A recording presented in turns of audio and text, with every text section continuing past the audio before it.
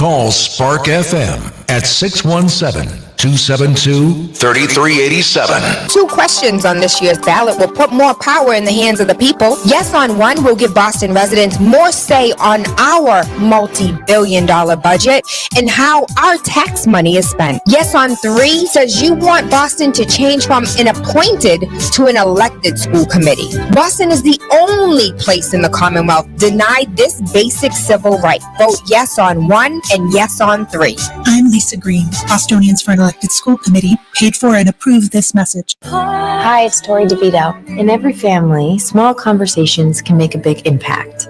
I grew up on tour with my parents. Kind of different, but we bonded over music just like other families do over sports, camping, or other interests.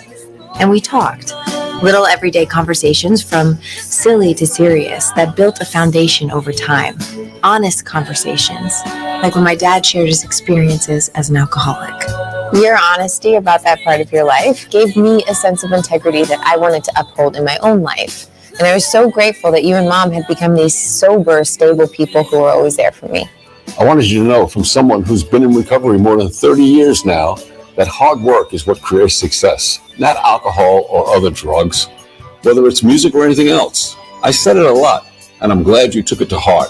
Talk, they hear you. For more information about talking with your kids about underage use of alcohol and other drugs, visit underagedrinking.samhsa.gov. Advertise your business, brand, or music on Spark FM. Contact us at sparkfmonline.com for more information. Now hiring.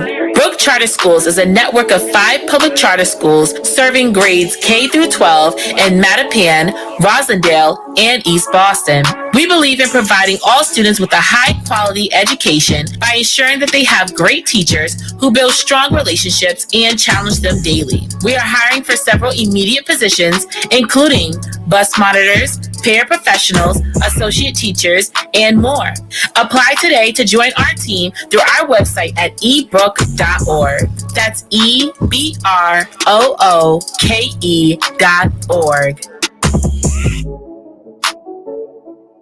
I'm Michelle Wu. As a BPS mom, caregiver, and an MBTA commuter, I'm running for mayor because this moment is a call to action. Together, we can create housing that is truly affordable, build the public school system our families deserve, and close the racial wealth gap.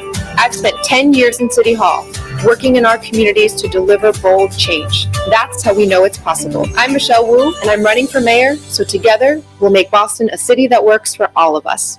Paid for by the Wu Committee. Spark FM. Easy boy, make me dance. Daddy, oh, make me dance. Igniting the airwaves. Spark FM.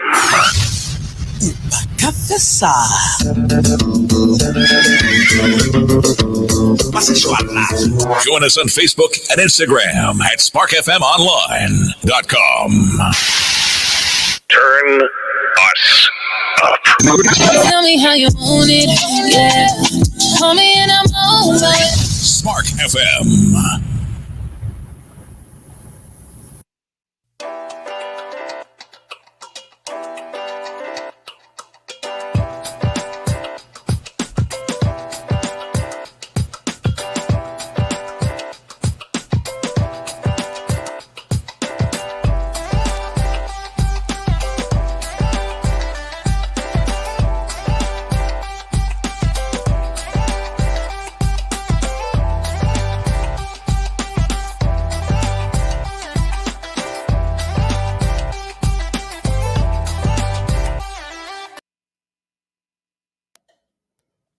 Hi, everybody, and welcome to Common Narrative on Spark FM. I'm Crystal Haynes. Season 2 is coming in hot with an election special with Jacquetta Van Zandt, host of Politics and Prosecco in the house. Common Narrative, you all know this, but if you don't remember from last season, Common Narrative examines the media's effect on civic engagement across all lines of diversity and goes deep beyond the headlines of the stories impacting your everyday life. Residents of Boston are casting a historic vote for mayor of Boston and a new progressive city council. We break down the unique conditions that led to Boston electing its first woman of color to the mayor's office. Jacquetta, thank you so much for being with us here on Common Narrative. Thanks for having me. Thank you for having this platform. Absolutely. And I want y'all to know, wait, hold on a second. I got to get in the front. I want y'all to know that sis brought the Prosecco. Yes. We are about branding. Love it. Love it. We're going to talk about politics and Prosecco in just a minute. Let me put this down right here. Don't let me get in trouble for having liquids in here. Okay. We won't say a word. We won't. We're going to talk about politics and Prosecco in just a minute. But I want to dig into, it's election season. We're just a couple of days away.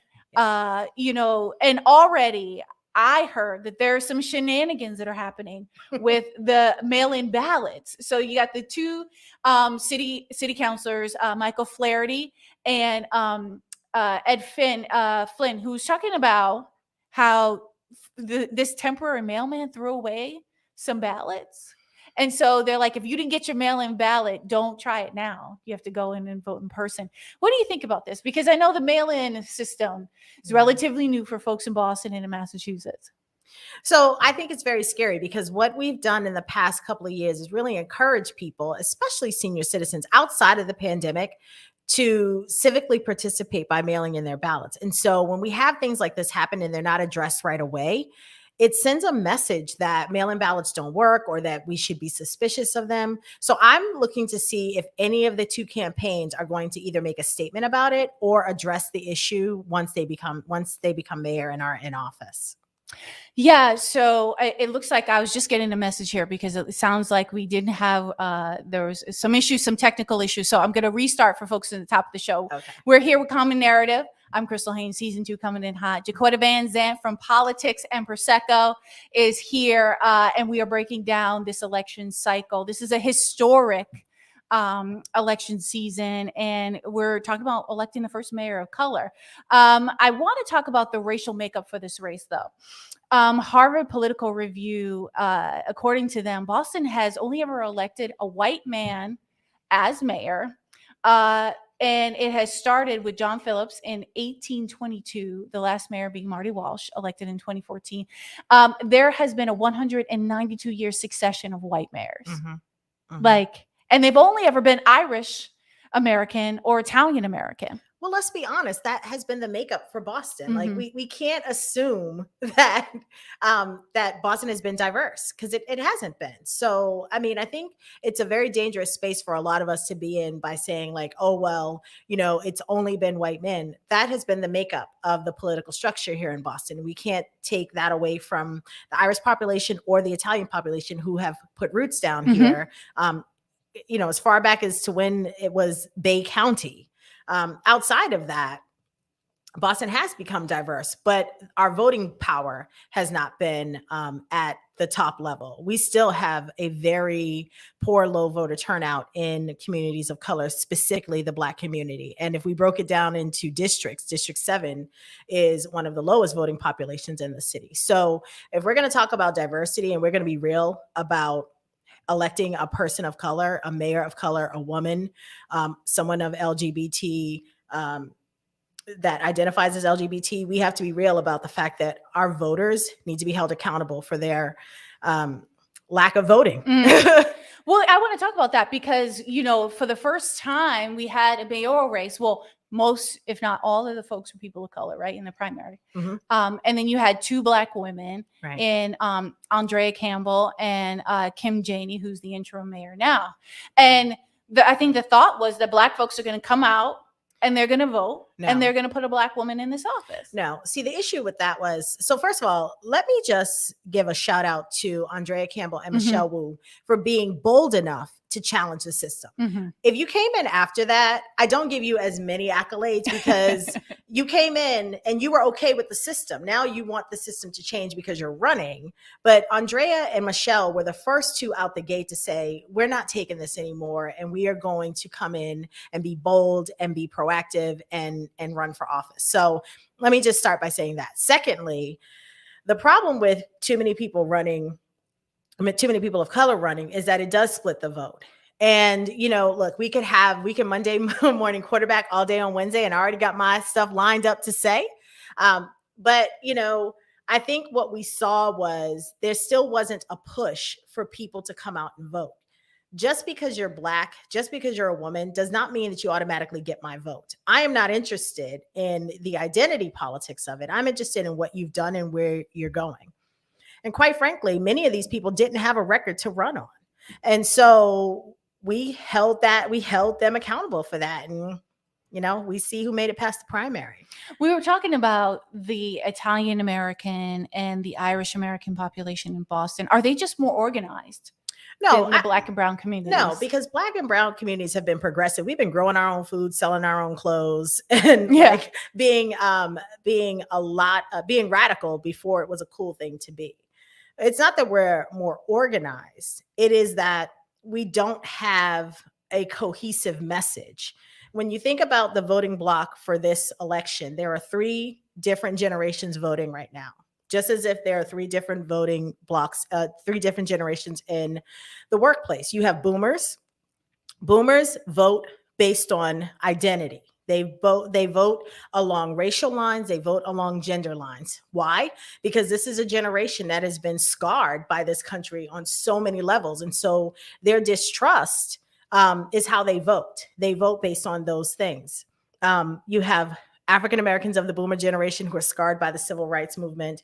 You have white women who are scarred by the women's movement of the 70s. You have white men who have been scarred by the Vietnam War, many of them taken from it. So, and this is also a generation that in 10 years saw Malcolm X, MLK, RFK, and JFK blown away. So this is a generation that still votes based on identity and how they feel. Millennials, middle-class millennials, and millennials for people who still haven't figured it out are now 35 to 42.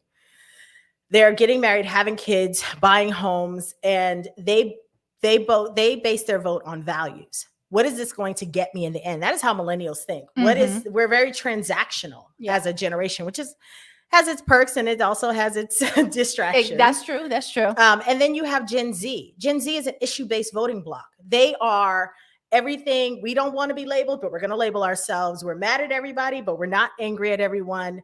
They vote on things that are the issues of the moment. And so right now their issue is defunding the police or social injustice. And so they're going to vote on those lines.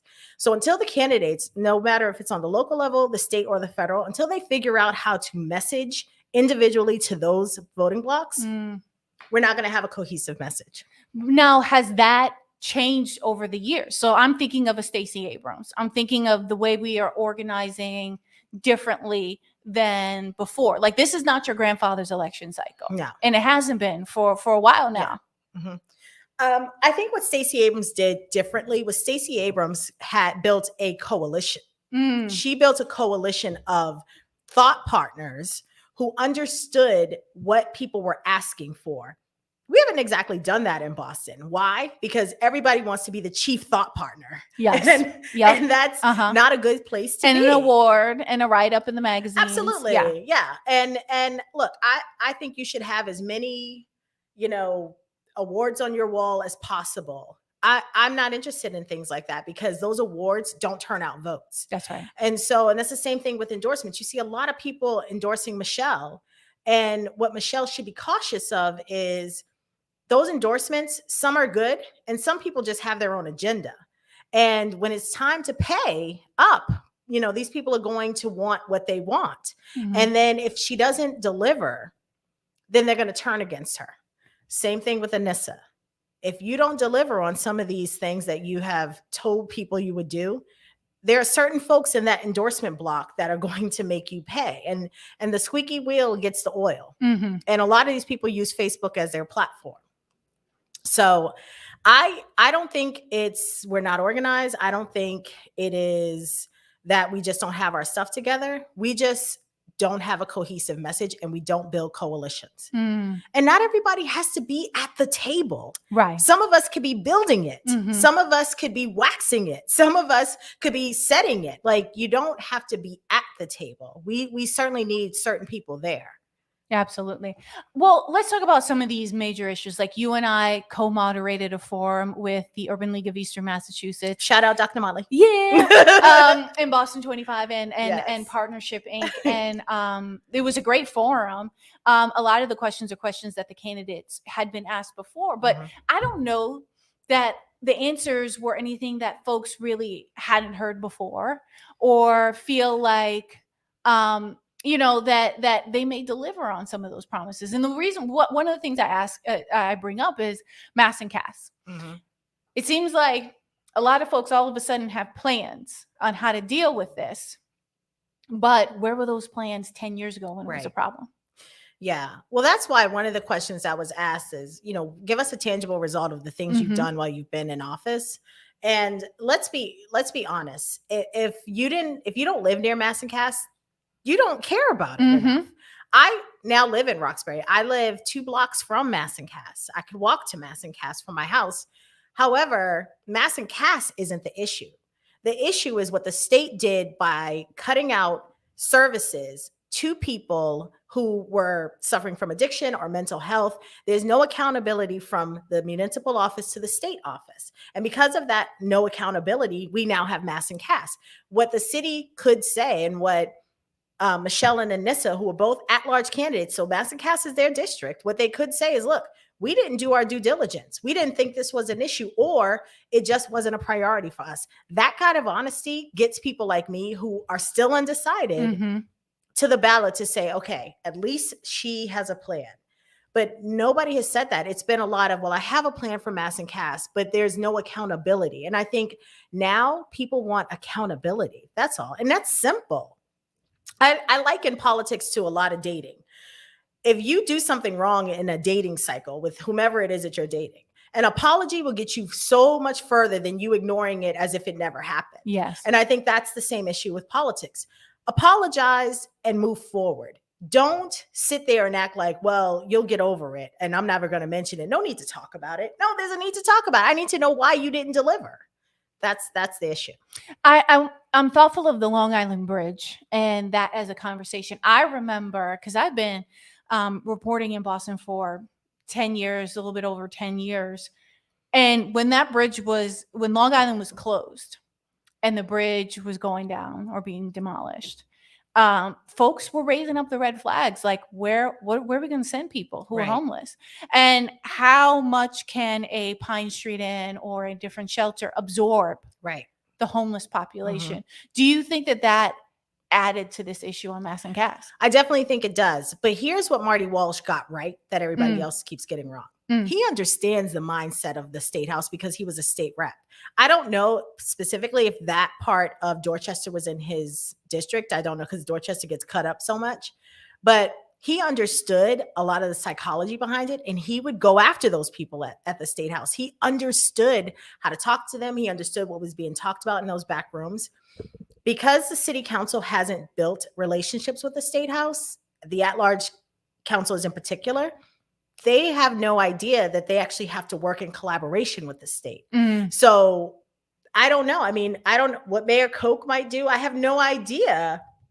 He has made it very clear that this is not his monkey, not his circus. And so I think, and I used to live in Quincy before I moved to Roxbury. I lived in Quincy just a year ago. And it is very clear to the city councilors in Quincy that they're not going to touch this. So it is Boston's issue, and Boston has to figure it out. Well, how much is it possible for Boston to entice those surrounding communities to take some of these, methadone clinics or other services? I don't even think it's a question of permission. I really don't. Yeah. I think, again, for me, going back to collaboration with those state reps, Tacky Chan is a state rep in Quincy. I believe not Donald Wong. So Tacky Chan, Ian Kane is on the city council there. Nina Leong is on the city council there. I hope she runs for mayor one day. I would start talking to them now. As the transition happens, I would start talking to them now. How do we build a collaboration? What is it that we can use for services? What happens in Hingham? What happens in what's that the quarry over there? There's a lot of work that can be done, but there's been no talking. It's just been Quincy has said one thing, Boston has said another. That doesn't work. Yeah. I'm interested also with the idea of like Sheriff Tompkins, who is on the front lines of this, right? Including the people who live in there and the kids, the little ones that go to Orchard Garden School, who pick up needles every day. That's right. They're all on the front lines of this. But Sheriff Tompkins said, hey, listen, why don't you use this open building that I have and house folks there? And people were concerned about that, putting these homeless folks or these folks who are unhoused right now in a prison facility. So I think the narrative is what everyone keeps getting wrong. He has not said that this is a prison. He has been the only one, quite frankly, that has given, that has come up with an actual solution. He has the space. He has the resources. All he needs is for everybody to get on board with it. It's not a prison. And I understand that narrative is an easy one to do. It's like, oh, well, he's a sheriff. He puts people in jail. And what he's saying is I have a facility here. Like, let's use it. I think the reason why it's easy to say it's prison, because then it puts the elected officials off the hook by actually having to do the work to make sure that it's not a jail and that it is a comparable, equitable, accessible facility to house these people who are fighting what is really a lifelong addiction.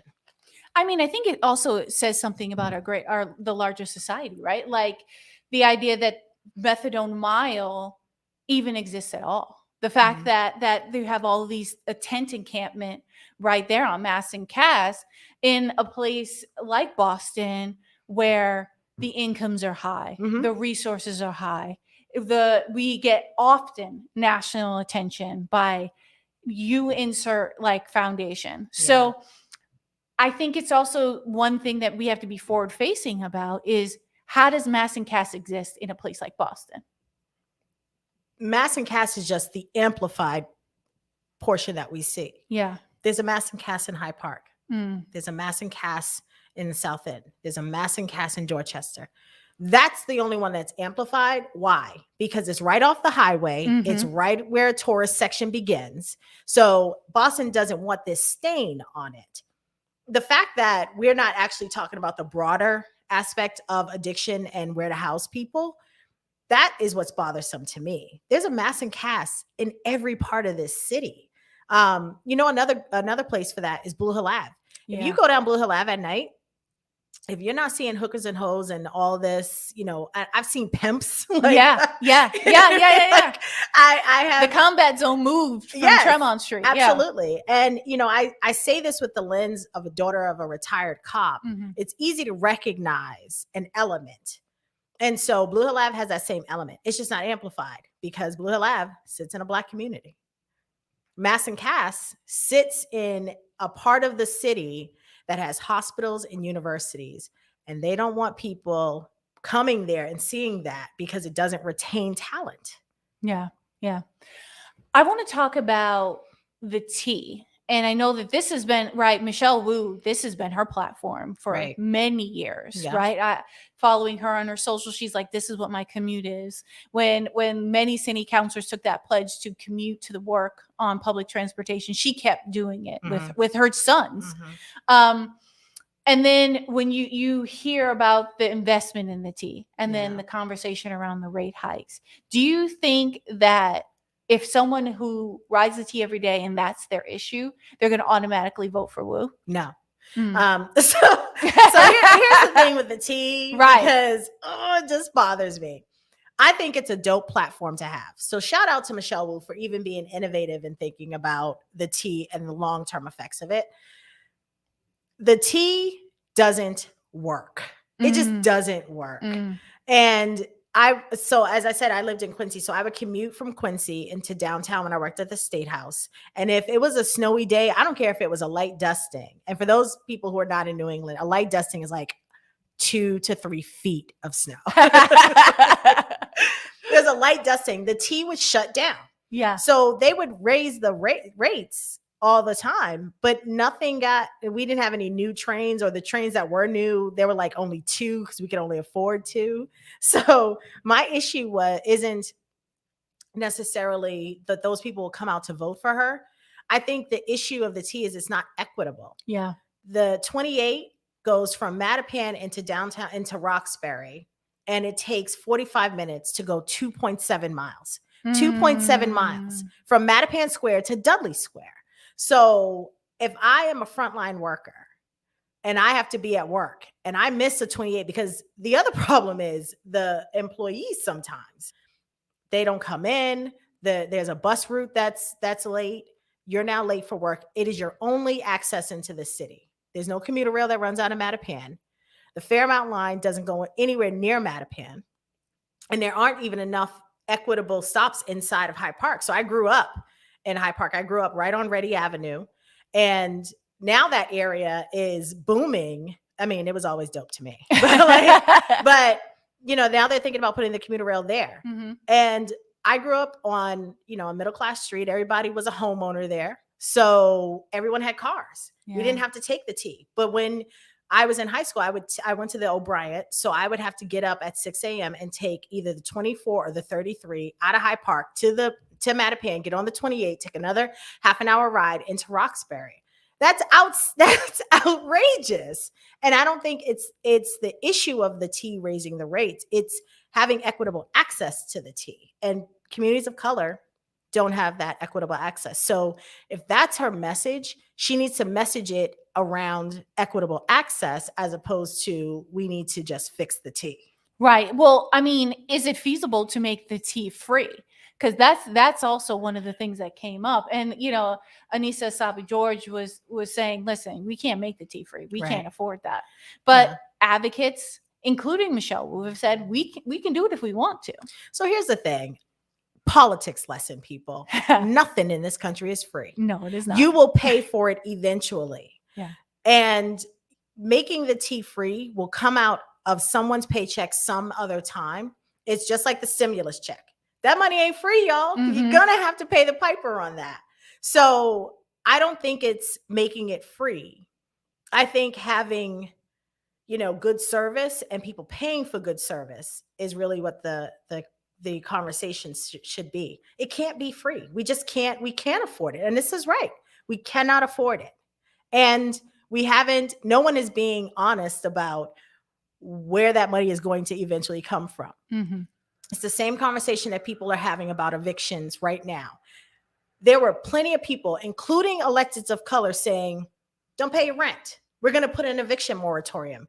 Not thinking to say to these people, if you don't pay your rent, then your landlord can't pay the mortgage, then you're homeless, then what? Nobody has said anything. And when the moratorium is lifted, you're going to owe all that back rent and they will take you to court and evict you. Right. And they have that right. Yeah.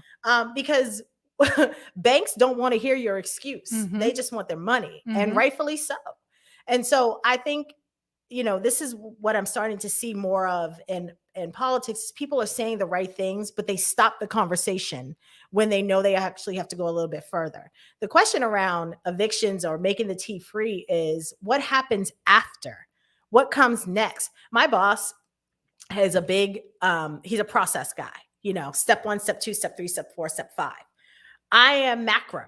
So having to learn how to be a process person and operationalize things makes me a little bit uncomfortable, because I'm just like, okay, but this is step 1 and we're going to get to 10 and I'm going to make it happen, as opposed to taking it step by step. And I think that that's what Michelle has to do, is talk about what happens if we make the T free. Here are all of our pros. Here are all of our cons. And I don't think she's done that yet. All right, we're going to take a quick break. See you on the other side. This is Common Narrative on Spark FM. I'm Michelle Wu. As a DPS mom, caregiver, and an MBTA commuter, I'm running for mayor because this moment is a call to action.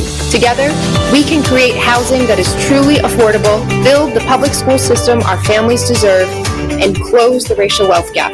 I've spent 10 years in City Hall, working in our communities to deliver bold change. That's how we know it's possible. I'm Michelle Wu, and I'm running for mayor, so together, we'll make Boston a city that works for all of us. Paid for by the Wu Committee. You are now listening to Spark FM. Advertise your business, brand, or music on Spark FM. Contact us at sparkfmonline.com for more information. Hi, Grandma. Can Nina come over for dinner? Sure. I've been meaning to ask you, what would happen if someone offered you a drink? Grandma! If anyone ever does, I want you to say, no, I have too much respect for my family and I don't want to get in trouble. I promise, Grandma. They really do hear you. For tips on what to say, visit underagedrinking.samhsa.gov. That's underagedrinking.samhsa.gov. This message brought to you by SAMHSA and this station. Now hiring. Brooke Charter Schools is a network of 5 public charter schools serving grades K through 12 in Mattapan, Rosendale, and East Boston. We believe in providing all students with a high-quality education by ensuring that they have great teachers who build strong relationships and challenge them daily. We are hiring for several immediate positions, including bus monitors, paraprofessionals, associate teachers, and more. Apply today to join our team through our website at ebrook.org. That's EBROOKE.org.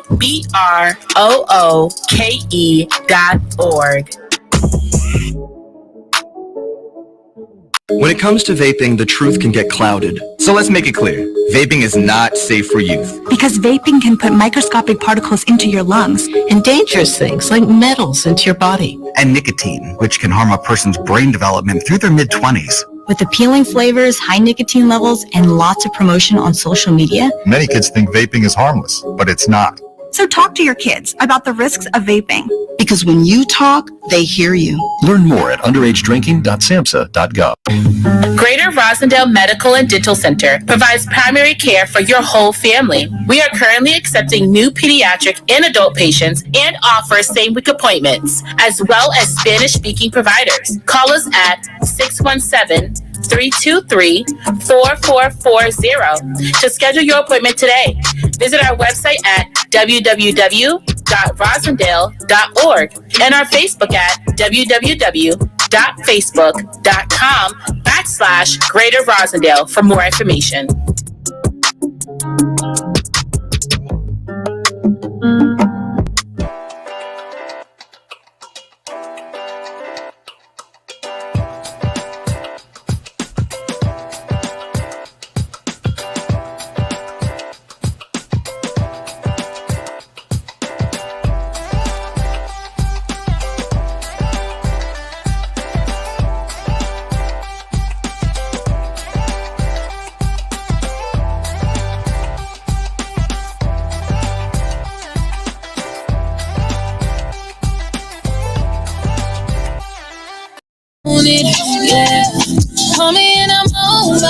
Spark FM.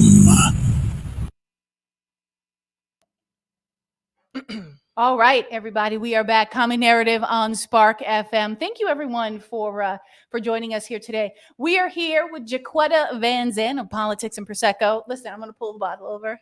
I don't care who sees me. We might be popping bottles in here. We later. should be popping bottles. We should be in here. here. But then right. Danielle might be upset because of all the and we want to respect sis in her bag. We do. But we appreciate it. You know, she didn't come empty-handed, so we appreciate it. All right. So we're talking about the Boston mayoral elections, and I do want to talk about the city council race, right? Because I think eclipsed by this mayoral race. And you have some incumbents running for their seat again. Yeah. You have some other folks who are running for at-large that we have not seen before. Yeah. Do you think the primary election for the Boston mayor's seat, like that looked more attainable? So it encouraged other folks from the community to step up and try to, take their shot. So let me say that the city council races are way more sexier than the mayor race for me. And a lot of it is because we do have new people running. We have a different element running. And, if we broke down. Now, what do you mean by that? Well, I mean that there are people who believe that they are activists and should run for office. Yep. Activists and electeds don't match. You can be passionate, but when you get up there and realize, for instance, when you get to the city council and you realize that you have very limited power, all your squawking is not going to translate well. You have to be able to make friends. And what a lot of these candidates need to understand is that you have to be collaborative. And you have to go in there humbling yourself. You don't know everything.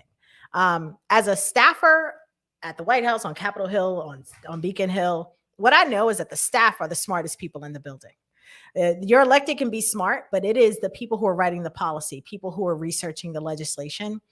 And so surrounding yourself with people and trusting that they're going to get the job done for you is what's important. And the reason why I say that is because I have seen candidates during this cycle belittle, talk down to voters and their staff as if they have all the answers. And I can guarantee you, I can predict with my little crystal ball that they will not last, because being an activist is different from being an elected official, just as being a politician is different from being an elected officials. Elected officials get things done.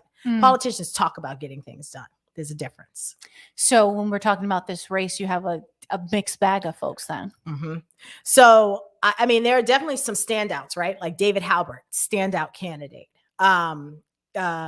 Carla Montero, standout candidate for at-large.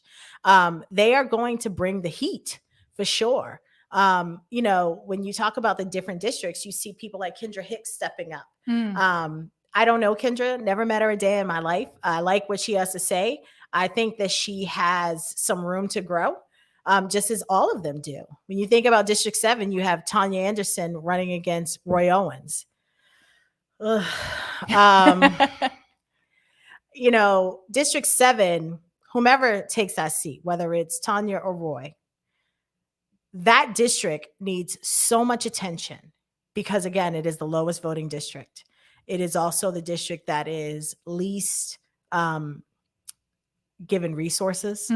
That district is going to need not only an advocate, not an activist, an advocate, but they're going to need somebody who can work well with everybody on the city council and the state house. And if that district doesn't have that, I live in District 7 now. Maybe I should run.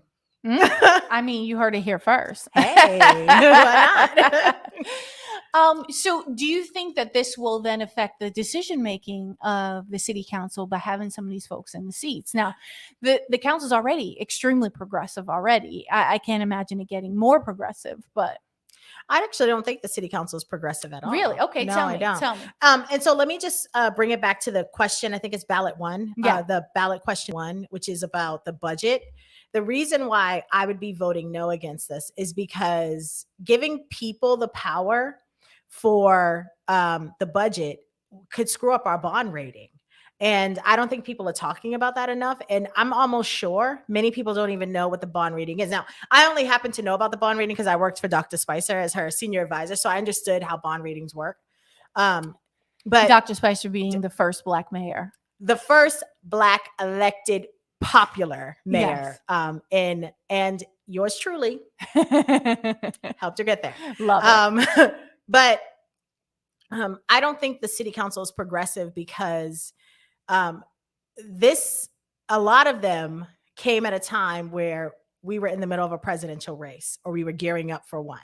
We were trying to come out from under a dark cloud called Trump. And so people didn't get a chance to really put their best foot forward. And so we didn't see a lot of action from them. And their policies aren't progressive. They're just liberal leaning. Progressive is actually being able to produce tangible results that make things equitable across the board. And what we know is that housing is not equitable across the board in the city of Boston. What we know is jobs are not equitable. We're not retaining talent here in Boston. So those are progressive ideals. That has not happened. What about schools? Because we know that it has been a rough go for these kids in school. Like people are fighting, one poor little boy, he got a concussion on the bus because kids were acting crazy. And we know that coming back, meals are a problem because of supply chain issues. And then you had dang near the whole, Boston school committee get shooken up because of the policies coming out of there. I mean, how does a new council tackle that? How does a new mayor tackle that? Well, back to ballot 2 now. Yeah. Ballot question 2 is about electing. I'm in favor of electing a hybrid school committee. Some appointed, some elected. Because what we've seen in the past is we've had people on the city council whose kids are not even in Boston public schools. And so how can you advocate for a school system that you yourself either don't have your children in, don't believe in, or you're not benefiting from those services. So I think the city council coming in is first going to have to look at the structure of how the city council is right now. And they're going to have to make sure that they put people in there who understand education. There's no reason why a business person needs to be on the city council, the school committee. Mm-hmm. We need people who understand education or educators. Mm. That will make a huge difference. We need people who understand curriculum. We need people who understand educational policy. Critical race theory is going to come up. Who's talking about that? The city council hasn't even talked about critical race theory yet. And that's going to come up. So do you think that the mayor ends up being in a tight spot or has to sort of please a different sectors of the city when they're trying to get the school committee in a direction that is different? I mean, there was a reason why our school committee became appointed, right? Yeah. It came out of a extremely racist situation that happened, the bus rides, things like that. So we had to appoint folks because it was getting crazy. But as a mayor who has to serve many different masters, you know, the business sector, the activists, the parents, things like that, the nonprofits that actually pour money into this budget. Yeah. How do you restructure the school committee in a way where you can please everybody? So I think that this is something that the mayor absolutely should delegate down to the city council, because the mayor's job is going to have to find a superintendent that, one, is going to stay. Yes. Yes. And two, is going to bring a fresh outlook. I loved Chang, Superintendent Chang. I loved him. I thought he was dope. I really did. But then what happened? I think he fell on the sword for a few people. And what the superintendent will need is the mayor as a good backup, not someone who's going to either compete for that same power. But listen, we need somebody like Chang. We need somebody like Superintendent Johnson, who came from Memphis. We need people who understand that the school committee is just the foundation of what happens, who becomes citizens, productive citizens in Boston. So, yeah, I would delegate that down to the city council. Y'all's problem, not mine. Here's another big nebulous issue is the wealth gap in Boston. Every time I tell people about this statistic, they don't believe me, and then I have to tell them that it's true. The wealth for Black families $8. The wealth for a white family or is $249,000, I believe. Yeah, something like that. Yeah. I mean, this is incredible. And so I think I always try to tell folks, let's break down the word wealth, right? Because that's different. Right. And then also let's talk about systematic racism. So the issue that I have with the wealth gap that the Globe put out is it doesn't really talk about all Black families. And I'm going to fall on the sword and speak from a place of privilege. I'm not married. I have no children. My money stacks very differently from somebody who's my age with a husband and children. So of course the numbers would skew differently. I don't fit into that realm of an $8 net worth. I now have an asset that has taken me outside of that. However, I don't think that it's telling the whole story. I think it needed to be broken down into age and then talk about gender. Single Black women who are raising households with 4 and 5 children, their money's going to stack a little bit differently. So their net worth will be different than a woman who is with 1 child. So I'm actually tired of hearing that statistic because I don't think it gives the whole photo. What about it in the context of this election cycle in terms of, does it help the candidates frame what needs to be happening in the city of Boston to uplift families? No, because the wealth and health gap, both the wealth and the health gap, that has always been part of the talk about systemic racism. Systemic racism still exists, unfortunately. It just is what it is. We thought our generation would be the generation that was post-racial, but we're not, because boomers were the only generation that gave birth to two generations. They gave birth to Gen X, and they gave birth to millennials. So that alone is why we'll never be post-racial, because boomers aren't post, and they won't be, and they refuse to be. When we see the health and the wealth gap will be with Gen Z, because they will be post-racial. And they do think in those terms. And they are the only ones that are, if you look at them now, they have many side hustles, right? Yeah. Oh, yeah. They have a 9 to 5 or a 9 to 3, as some say. I got a 9 to 3, but I also sell t-shirts on the side. I got myself a little online store where I'm selling like candles. Like, they have a bunch of side hustles. So they understand multiple streams of income. They are not afraid of failing. So I think that that's going to change. I think the way the candidates should think about systemic racism is not within just the wealth and the health gap. It's more so, what is it in education that we're not doing to prevent more racist acts or policies that come down the pike? Teachers of color are becoming rare. More rare than they've ever been. There was something that went around on like Facebook that said, like, how were you when you heard your first Black teacher? Well, I lived in Boston. I went to school in Roxbury all my life. So I had my first Black teacher in the 5th grade. Her name was Gail Marrow. There was Miss Jones. There was Miss Bino. When I got to high school, there was, everybody at O'Brien had either a postgraduate degree and they were Black.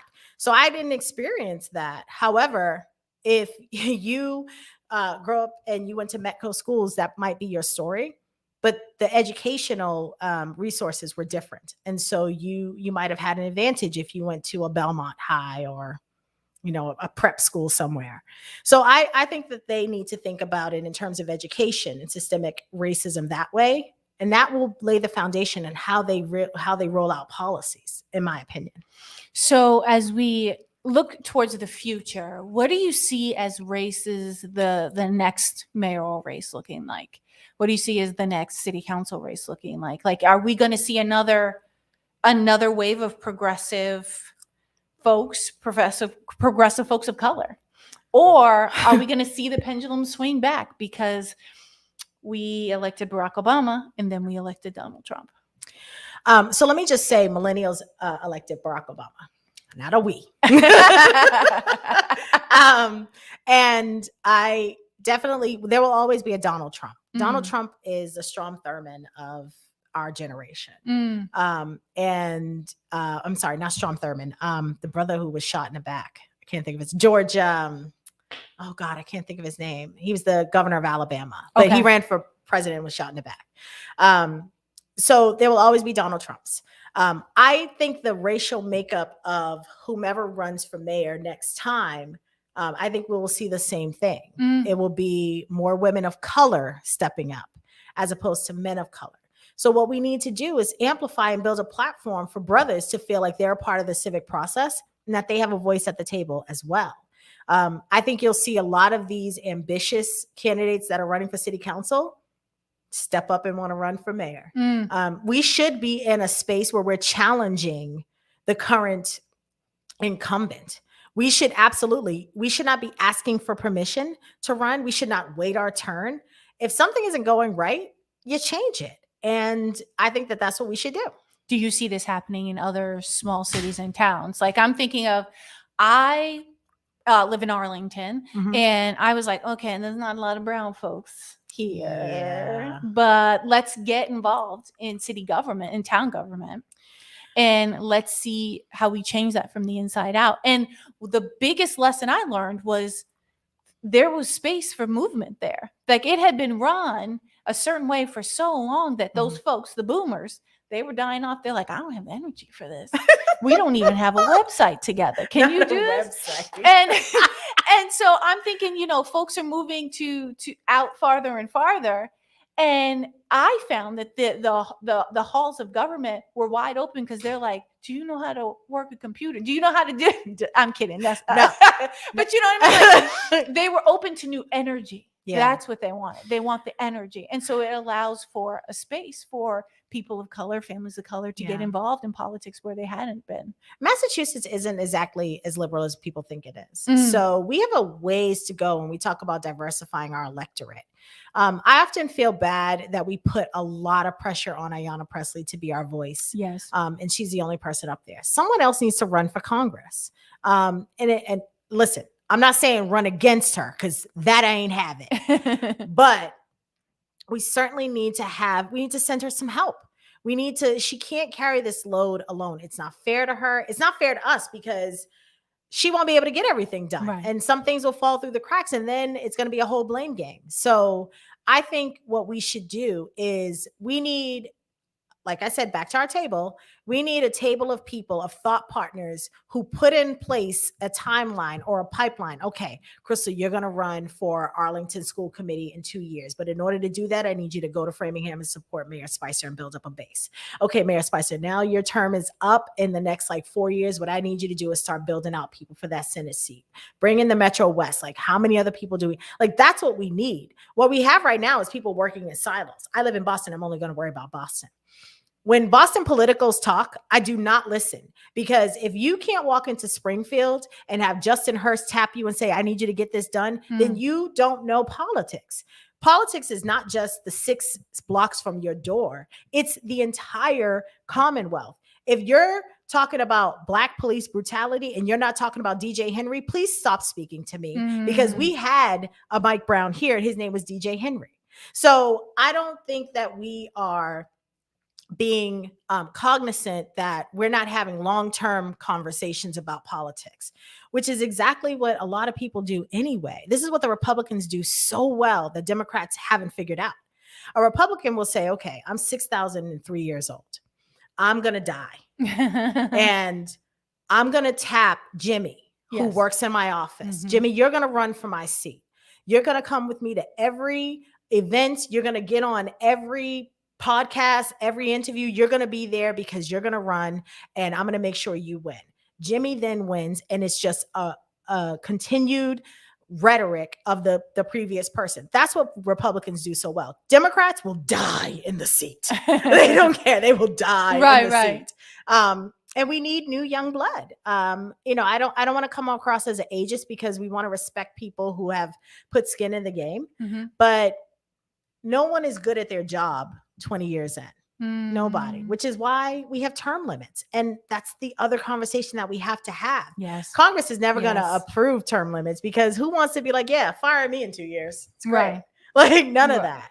But we do need term limits because there's no reason why you're getting rich off the American people. And it's like pastors who drive BMWs while their congregants are taking the bus to church. And then we got a building fund. Well, brother, turn in your BMW. I'm sure we get a couple of thousand off that. So I just think that there's a whole, that's such a broader conversation. Do you think the media gets it right in making sure that folks who need to be at the ballot box are mailing in their votes and they weren't thrown away by a temporary postman? We talked about that story. It out there. Don't do it. So do you think the media gets it right in making sure that the electorate or the folks who want putting people in these places of power are informed well enough? Yes and no. I think the media elected Donald Trump. I think the more you give somebody a platform, the more traction they get, the more traffic goes to them. I think the media has done in Boston. I think the media has done a very good job of keeping the voters informed that there is a race happening. Yeah, there's 550 debates and forums. And we're all at all of them. I got up yesterday morning. So I meditate from 5:30 to 6:30, sometimes at 6. Lately it's been 6 in the morning. Wow. I meditate from 5:30 to 6:30 in the morning. And I go downstairs, I have a cup of tea, I turn on the news, I'm in the kitchen, and I hear every 5 minutes, I'm running for mayor and blah, blah, blah, blah. Yes. And then you hear the news and it's, you or someone else talking about the race, Allison King. So it is constant. So people know there's a race happening, but it isn't your job in the media to make sure people turn out the vote. That's the job of the candidates. And I think that's where it's been lacking. So I do think the media's done a good job. Could y'all focus on some other things? Yeah. Yeah. Yes, we could. Yes, we could. I want to talk politics and Prosecco in the last 5 minutes. Talk to me. And listen, for folks who are just tuning in, dialing in, sis hooked us up with the Prosecco. We might be popping bottles. Right.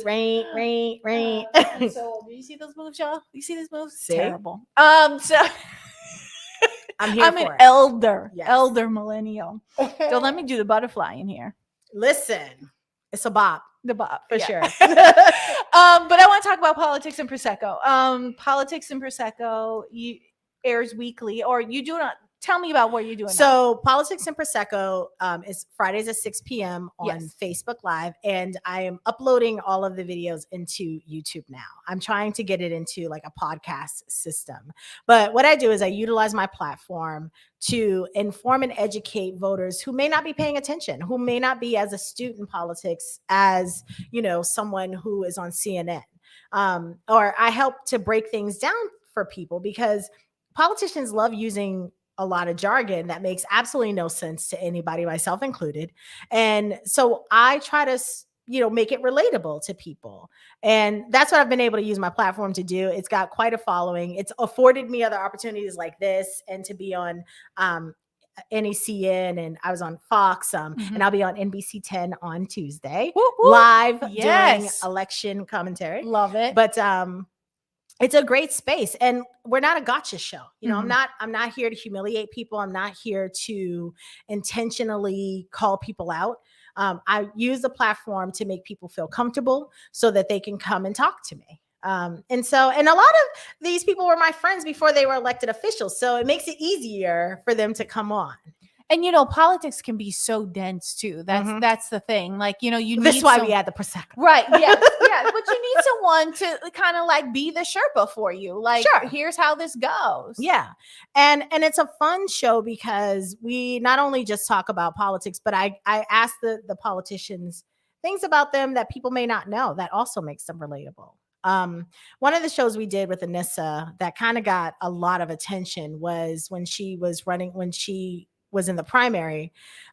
There were questions about her identity all throughout the primary. And so I just asked her, I was like, sis, how do you show up in the world? Who are you? Right.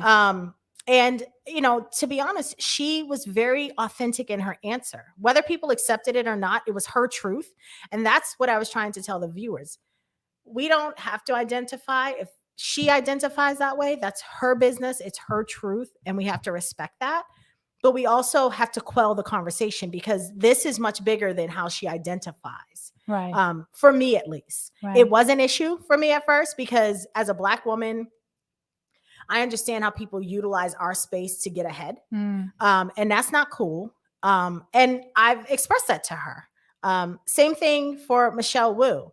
As an Asian woman in a space where you are talking to Black women, you talk to them from a space that they're in. It's meeting Black women where they are. We are no longer, as Black women, waiting for the opportunity to have to explain our pain to you anymore. You either come in the room knowing it and telling us how you are going to work with us. Say it. Then that is where we want you to be. I'm not interested in what you think race relations are about. I'm not interested in what you think Black women are about. I say this to brothers too. I'm not interested in who you think I should be. I'm interested in who you want me to be when I'm with you. Right. So it's the same thing. That is how I feel about politics. I'm not interested in what you think I should be. I want to know how you see me now and how we're going to get to this problem, fix it together. Excellent. Politics and Prosecco, Fridays, 6 p.m. On Facebook. On Facebook. Yes. And you can find us on Twitter and IG and other places. All right. Well, Jacquetta Van Zandt of Politics and Prosecco, and just like all things politics and amazing and Black Girl Magic and like all the stuff. Thank you so much for being Thanks here. for having me. This was fun. I can't believe the hour's over. Yeah, I know, right? Like, listen, you're going to come on back, right? Oh, good. I hope so. Okay, good. All right. Well, I'm Crystal Haynes. And remember, y'all, knowledge is power and power is change. We'll see you next time.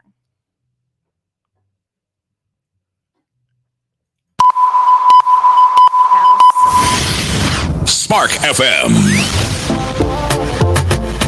Easy boy.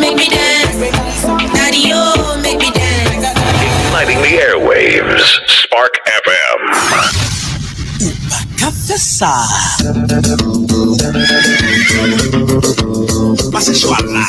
Join us on Facebook and Instagram at sparkfmonline.com.